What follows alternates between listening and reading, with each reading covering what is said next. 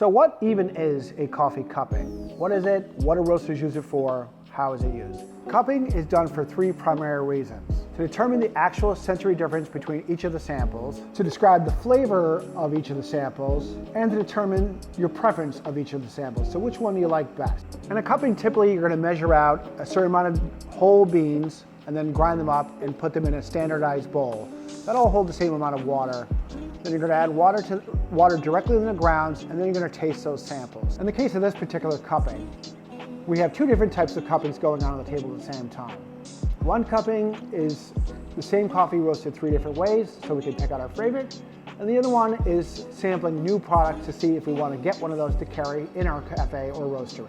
Each coffee to be sampled is then ground and placed in each individual cup.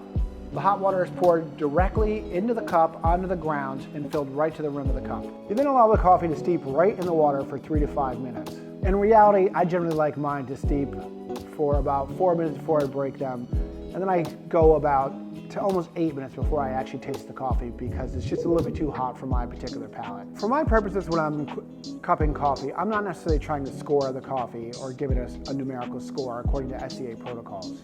I am, however, looking for the same items that are in the SCA protocol: fragrance, aroma, aftertaste, acidity, body, general sweetness. In the case of when I'm trying to roast 3 different coffees and I'm checking to see which one I like the best, in that case I'm really looking for balance and sweetness. I'm just trying to enhance the flavors that I know are probably already there. One of the first steps you do is to smell the grounds dry to see what kind of fragrance or aromas you're getting from them. Then at the 4-minute mark, you break what's called the crust, and that's when you break down through the grounds, you push them down to the bottom. And you again smell for the fragrance of coffee to see what it smells like. You're looking to pick up any kind of aromas. Once the coffee hits that 8-minute mark, then you're going to use your spoon and you're going to quickly slurp the coffee in just to aerate it and get it over your tongue and over your palate.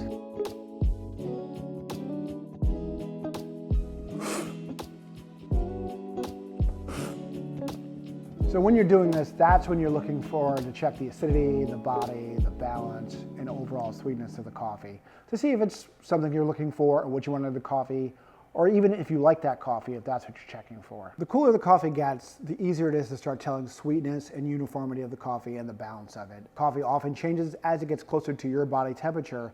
More of the flavor notes come out. So let's talk about some of those characteristics I was talking about. Aroma or fragrance is pretty easy. That's just the smell of the coffee or what aromas you're picking up when the coffee's dry and after it's been brewed. Flavor is obviously those notes that you're picking up when you're tasting the coffee. And again, as that cools, that's going to become more obvious to you. Aftertaste is one of those things that can be either good or bad. It can leave you a feeling that you want to drink more of that coffee, like, oh, that was really good, I want some more of that.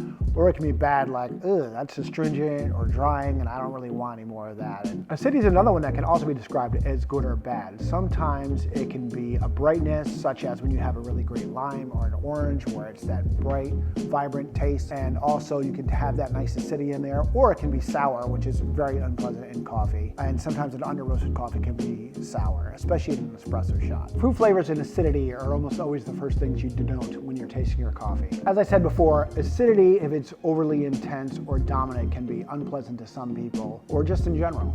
Certain coffees are expected to be high in acidity, like a Kenya, and some coffees are just known to be lower in acidity, like a Sumatra or a Brazilian coffee. The body of the coffee is also pretty obvious. That's that tactile feeling in your mouth, especially as it washes over your tongue or the palate of your mouth. And then balance is overall, how are all those flavors playing off each other? Is one thing too dominant, or is it nice and well rounded out? And that's something you're always trying to achieve. Final thing I'm also always looking for is a clean cup. And by that, I mean, are there no negative tastes in there? Or is there something that's just unpleasant in the cup? Sometimes it's more due to the coffee. There's just like an unpleasant flavor in there, especially when you're trying out new coffee samples. That's something you never want to have in a coffee.